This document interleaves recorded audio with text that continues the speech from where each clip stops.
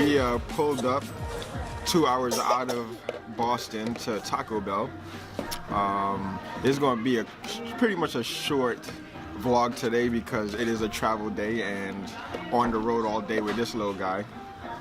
So pretty much wifey's driving all the way through. I'm just journaling and keeping my mind sharp for things to come this upcoming week.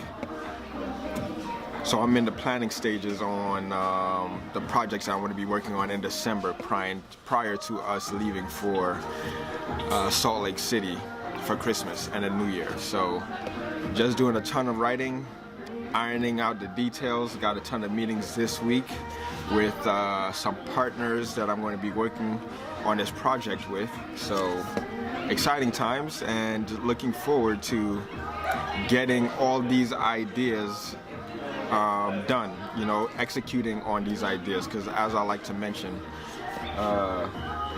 ideas are useless unless you take immediate action on them. So we're going to be taking immediate action on these ideas and getting them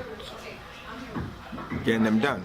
All right, so without any further ado, I got to get some food in my belly and his, and I got to get today's video edited and uploaded once we arrive to Boston.